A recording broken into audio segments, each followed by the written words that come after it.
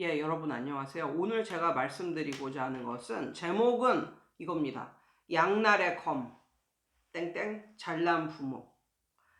이 잘난 부모, 부모가 전문직이고 좀 어떤 방면의 전문가인 약간 잘난 부모의 성공 케이스가 있고 실패 케이스가 있어요. 이렇게 애들을 가르치는 일에 오래 이제 종사를 하다 보니까 부모가 잘나서 그 덕분에 성공하는 애들도 있고 부모가 잘나서 그것 때문에 망하는 애들이 있더라고요. 그래서 오늘은 그것에 대해서 한번 말씀을 드려볼까 합니다. 성공한 케이스 많이 봤어요, 이것도. 대표적인 예로 아이가 ADHD 끼가 있는 애였어. 그래가지고 맨날 심리 치료 받으러 다니고 뭐 그런 종류의 애였어요. 어, 파닉스를 못 떼가지고 진짜 오래 걸렸습니다. 그래서 걔가 어느 순간 영어를 줄줄 읽는 그런 시점까지는 정말 힘들었어요. 한 3년 정도 걸린 것 같아요. 보통 ABC 뭐 파닉스서부터 시작을 해도 한 6개월 정도면 어느 정도 글을 읽고 막 영어를 읽고 발음을 하고 이러는데 얘는 제가 그 정도 그것도 아주 뭐 어려운 글을 읽는 것도 아니고 그냥 짧은 글 읽고 그냥 이렇게 센텐스를 말하는 그게 그러기까지 한 3년 걸렸는데 부모가 뭐라고 하지도 않더라고요. 그냥 계속 묵묵하게 그냥 뒤에서 뒷바라지만 하시더라고요. 그래서 좀 미안하기도 했는데 어느 순간 한 3년 정도 되니까 얘가 방언 터지듯이 이렇게 쫙 줄줄 영어 책을 읽어 내려가고 또 잘 외우고 그래가지고 아 이런 경우도 있구나 싶었습니다. 근데 그 아이의 아버지가 화백이었어요. 화가. 그리고 서울에서 큰 화실도 이제 했었습니다. 그래가지고 얘가 좀 공부를 못하는 그런 공부에 대한 좀 그 재능이 별로 없는 아이였었는데 어느 순간 그 초등학교 6학년 때서부터 그 아버지가 약간 방학 때가 되면은 아침에 걔를 데리고 출근을 해서 한 8시간 정도 화실에 같이 데리고 있다가 같이 퇴근하는 이런 식이었어요. 그러니까 걔는 완전히 화실에 있을 때 그림 그리면서 아빠한테 하루 종일 코치를 받은 경우잖아요. 그 애는 결국 예중을 가고 예고를 갔습니다. 예중 예고를 갔으니까 뭐 괜찮은 미대를 가겠죠. 아무튼 예, 그래서 아 부모가 그쪽으로 이미 전문가면 아이를 이렇게 이끄는구나 그런 걸 느꼈습니다. 또 한 케이스는 얘도 공부를 되게 못하는 케이스였는데 정말 공부도 못하고 장난꾸러기 이거였거든요. 그런데 이제 어느 날 대도시로 이사를 간다고 이제 그러더라고요. 그래서 속으로 이미 그 부모님은 결정을 다 했기 때문에 뭐 제가 뭐 무슨 어, 뭐 조언을 한다고 듣겠습니까? 그래서 속으로 이렇게 생각을 했죠. 아, 쟤 힘들 텐데. 여기서도 힘든데 대도시로 가면 정말 힘들 텐데 서울로 가면 진짜 힘들 텐데 이런 식으로 생각을 했거든요. 시골의 장점이라는 게 뭐냐면 잘난 애들이 별로 없다. 그게 장점입니다. 잘난 애들이 별로 없기 때문에 그것 때문에 막 뭐 공부하는 데 있어서 스트레스를 받거나 뭐 이런 것도 없고 그냥 너무 행복하고 여유롭게 어린 시절을 보낼 수가 있는 거예요. 그래가지고 여기서도 좀 힘든데 서울 가서 뭐 어쩌려고 그럴까 더 힘들어질 텐데 뭐 이런 식으로 생각을 했어요. 근데 뭐 건너 들은 얘기가 정말 그쪽에 이제 가니까 들어갈 학원이 없더래요. 들어갈 학원이.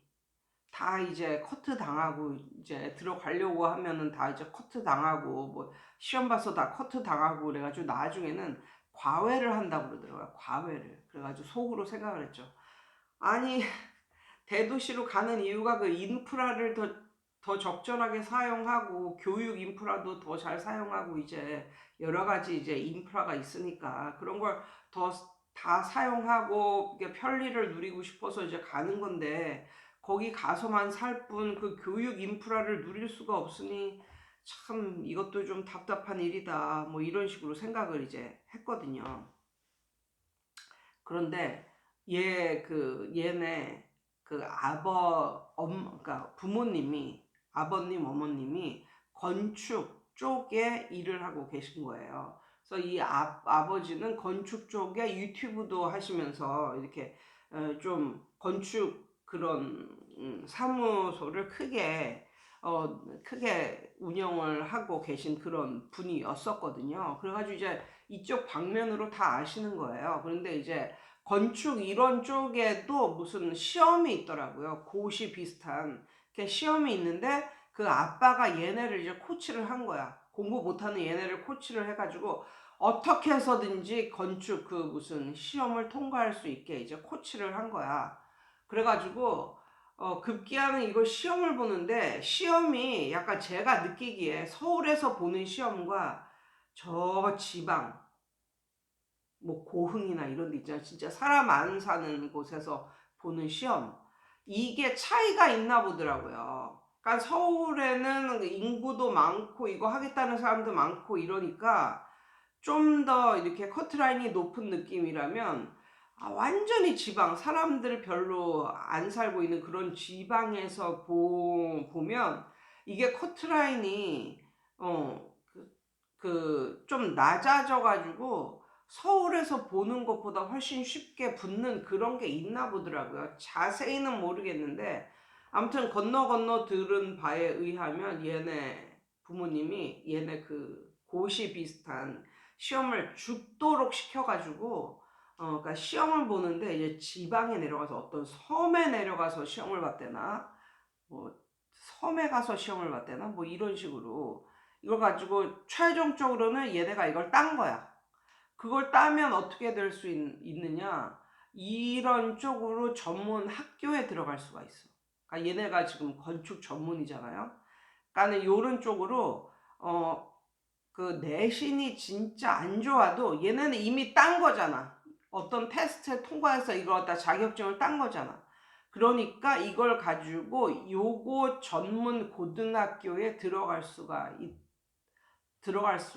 있었다고 그러더라고요. 근데 그 고등학교로 말할 것 같으면 커트라인이 좀 높았대요. 한 190 이상 되는 애들이나 가는 곳?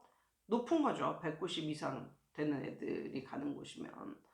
아무튼 제가 느끼기에는 얘네는 190은 고사하고 170도 안 되는 애들인데, 결국은 어떤 테스트, 국가에서 인증하는 뭐 어떤 테스트를 부모님들이 죽도록 시켜가지고 이제 이걸 테스트를 또 어디 지방 막 섬 뭐 그런 데 가서 이제 받은 거예요. 그래서 테스트를 받고 그거를 딴 거야. 그래가지고 그거는 근데 대한민국 어디서나 인정이 되는 그런 시험이기 때문에, 그래서 결국은 얘네가 이런 건축 쪽으로 뻗을 수 있는 전문 학교로 고등학교를 갈 수 있었다고. 그래서 그때도 속으로 좀 놀랐습니다. 부모님이 이렇게 애들을 이끌어 주는구나. 애들이 약간 자격 미달 같이 자격이 좀 안 되는 이런 부류인데도 불구하고 이렇게 밀어줄 수가 있구나 라는 생각이 들었습니다.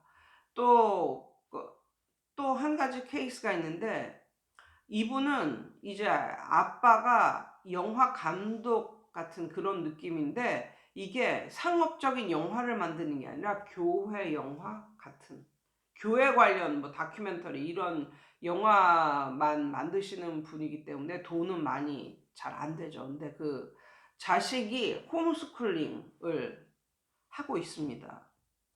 홈스쿨링을 하고 있는데 어렸을 때서부터 이제 아빠 하는 걸 봐가지고 홈스쿨링으로 이제 집에서 교습을 하고 그 이외의 시간은 아빠하고 영화 만드는 작업을 한다고 그러더라고요. 그러면서 아빠 따라다니면서도 하고 그래가지고 지금은 얘가 고등학생인데도 불구하고 사람들이 이 학생을 평가를 하는 걸 들었는데, 웬만한 그 영화 관련 대학 나온 대졸자 애들보다 영화 관련 그런 기술이나 이런 뭐 카메라 기술이나 편집 기술이나 이런 게 훨씬 낫다고.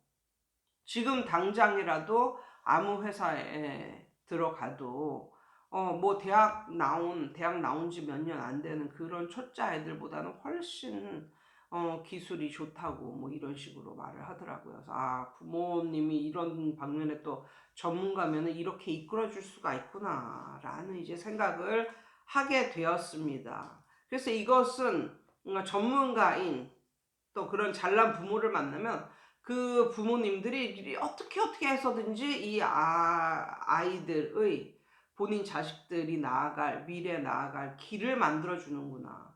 뭐 이런 사실을 알게 되었습니다. 근데 이제 실패하는 경우도 굉장히 많이 있다는 걸 볼 수가 있었어요. 뭐냐면 뭐 이런 거죠.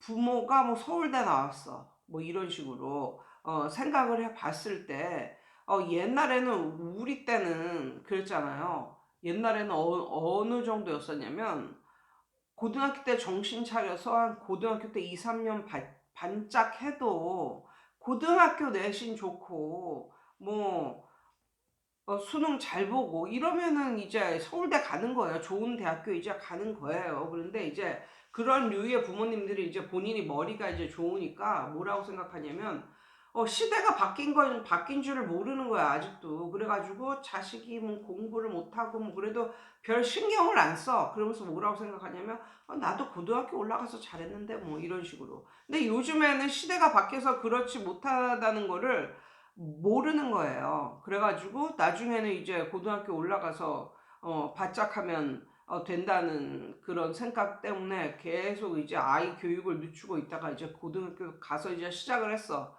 그게 잘 될 리가 있겠어요. 저는 고등학교 때서부터 차리면 뭐 좋은 대학을 간다. 이거는 옛날 얘기고 지금은 중학교 때 정신을 차려도 벌써 늦습니다. 초등학교 때 어느 정도 공부를 해 두지 않으면 중학교 때 가서 정신 차렸어요. 공부할게요. 라고 해도 정말 늦습니다. 만약에 중학교 때 정신을 차렸어. 그러면 정말 부모님이 완전히 과외로 국영수가사 다 과외로 완전 빵빵하게 이렇게 그냥 돈의 힘으로 밀어붙이면 어느 정도는 되겠지만 만약에 그게 아니라면 지금도 힘들다. 지금은 고등학교 때 정신 차리는 게 아니라 중학교 때 정신 차려도 좀 힘들다. 예, 그런 생각이 들었고, 또 이런 게 있어요. 부모가 너무 한 방면의 전문가라든가 뭐 이런 식이잖아요. 그러면 그 부모는 열심히 해가지고 이렇게 전문가가 되어서 열심히 한 결과 뭔가를 터득을 해서 본인만의 스킬이나 노하우 뭐 이런 게 생겼단 말이야. 그런데 자식한테 그것을 이제 전수를 해주는데 원래는 베이스가 기본이 빠방한 상태에서 이제 어떤 노하우나 스킬이나 뭐 이런 걸 본인이 터득한 걸 알려주면 이게 너무나 좋겠지만 얘는 기본기 자체가 없는 애한테 부모가 뭐 노하우를 준다든가 뭐 어떤 스킬을 알려준다든가 하면 시험이야 잘 보겠지만 얘가 만들어 놓은 토대가 없기 때문에 얘가 그 방면으로 나가봐야 잘 할 수가 있을까요? 이런 생각이 들었습니다. 예, 어떠신가요? 오늘은 양날의 검, 잘난 부모에 대한 제가 느낀 그런 것들을 느끼고 경험하고 들었던 것을 여러분한테 오늘 말씀드려 봤습니다. 여러분 오늘도 좋은 하루 되세요.